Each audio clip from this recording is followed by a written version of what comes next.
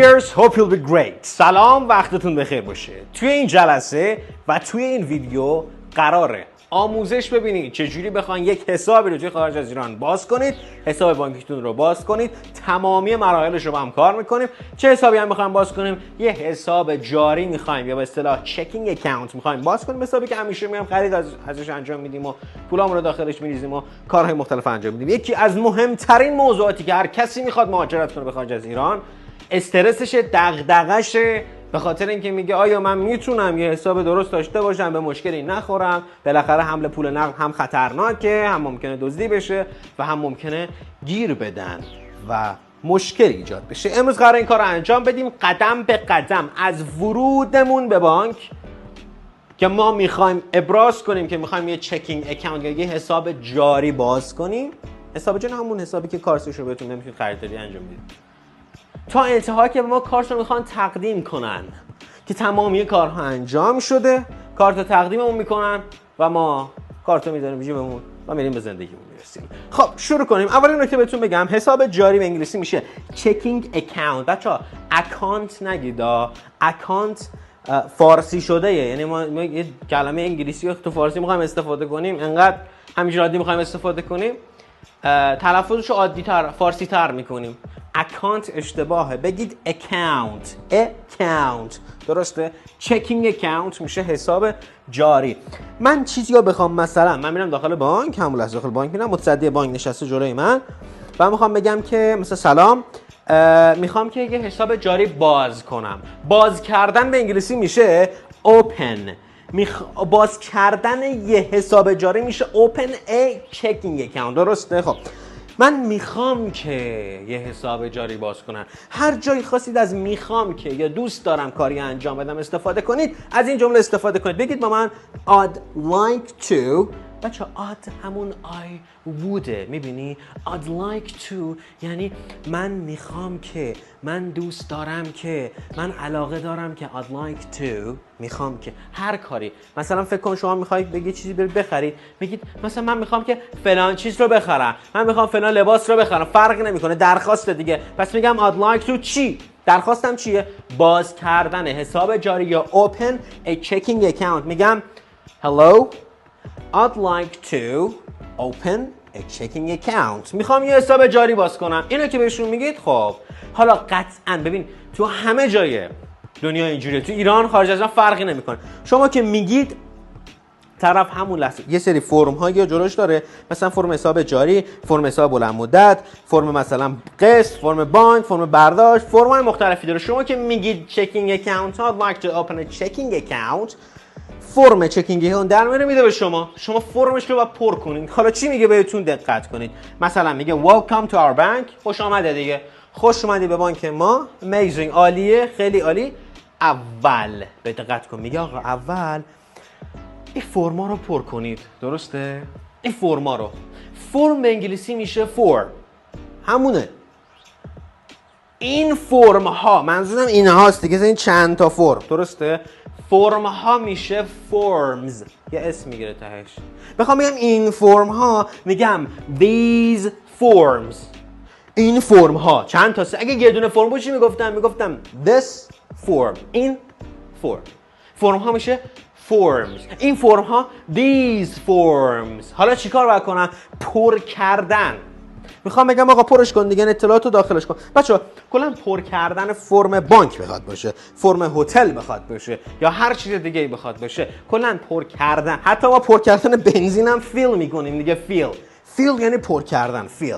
اما دقت کنید، این پر کردن فرمای بانکی بهش میگیم فیل آپ. آپش کنی دیگه، یعنی بالا ببری، یعنی فرما رو تمومش کنی، بالا بری به تقدیمم کنی. پس فیل آپ میشه پر کردن. میخوام دقت کن، میخوام بگم که لطفاً، پلیز، لطفاً این فرم ها میشه these forms. دقت کن، پر کردن میشه fill up، این فرم ها میشه these forms. عادیش میگه که به ما میگه که خب first، اولش fill up these forms دیگه، عادیش اینه، میگه fill up these forms. درسته؟ این که مشخصا یعنی پر کنید این فرم ها رو.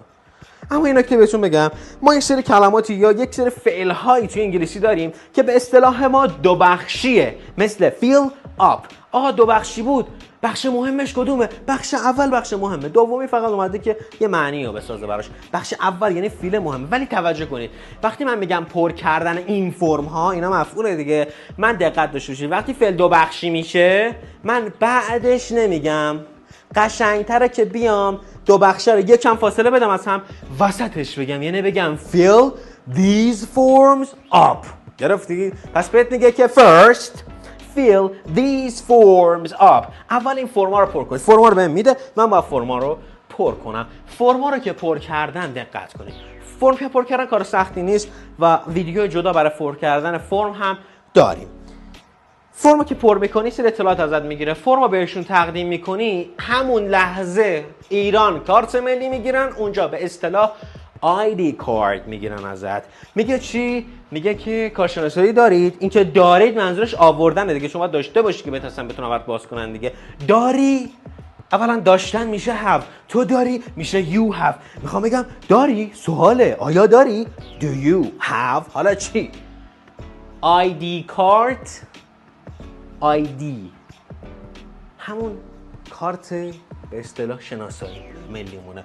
حالا کارت آیدی کارت، میگم do you have an ID card؟ اینا آیدی کارتی داری؟ کارت ملی داری یا نه؟ مثلا من دارم دیگه، دارم آیدی کارت هم اینها، میخوام تقدیمش کنم. این نکته رو بهتون میگم خیلی مهمه، همه جا استفاده میشه. چیزی رو خواستید به کسی محترمانه تقدیم کنید، کافیه تقدیمش کنید و بگید here you are، بفرمایید، یا بله حتما here you are، بفرمایید. here you are میشه تقدیم کردن.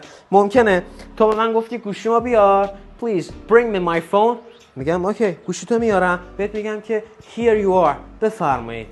حالا آیدی کارت میگه do you have an ID card؟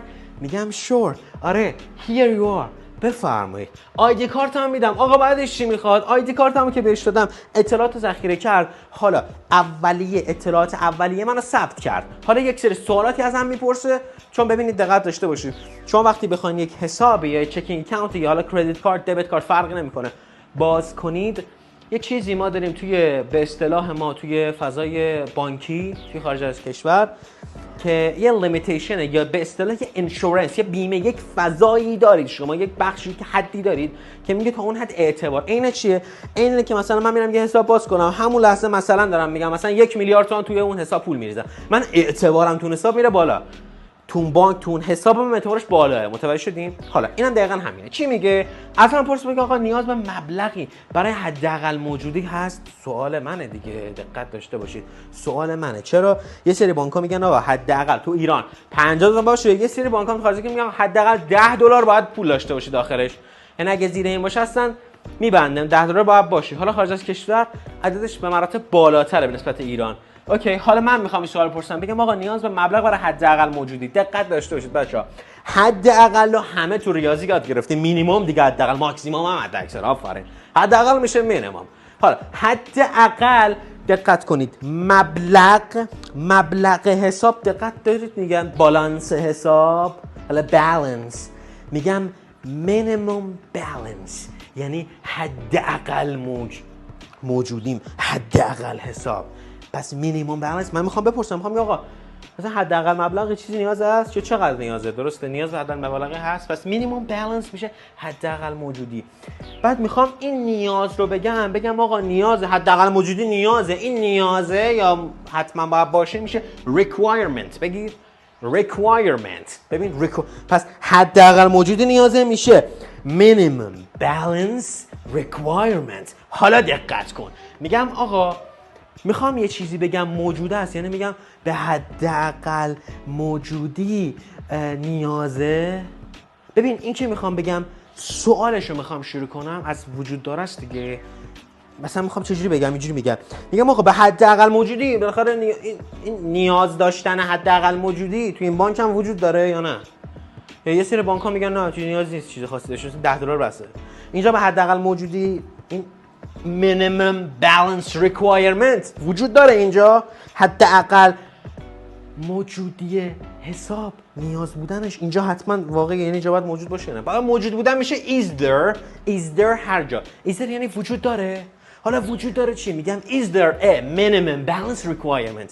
minimum balance حداقل موجوده. minimum balance requirement یعنی نیاز بودن به حداقل موجود نیازه. حالا وجود داره این شرطی بهت گفتم is there a minimum balance requirement. میگم آقا نیاز چی میاد به من میگه که میگه آره حسابایی که میخوای باز کنی حساب جاری به اصطلاح حداقل به $15 نیازه. یعنی شما $15 تو ماه باید تو حساب باشه. نه الان $15 است یا مثلا حساب میشه $2000 تو کم میکنی باید کفش $15 بمونه تو حساب. درسته؟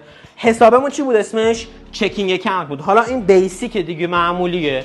بیسیک چکینگ اکانت. حالا میخوام بگم میگه اون به ما میگه حسابای معمولی ما یه چیزی که برای ما میشه our basic checking account یعنی بیسیک حسابای جاری پایمون. حالا دقت کن این حسابای جاری داره یه مینیمم بالانس دیگه. این داشتن میشه have ولی من میگم آقا این چکینگ اکانت ما داره میشه our checking account has. داره چی داره؟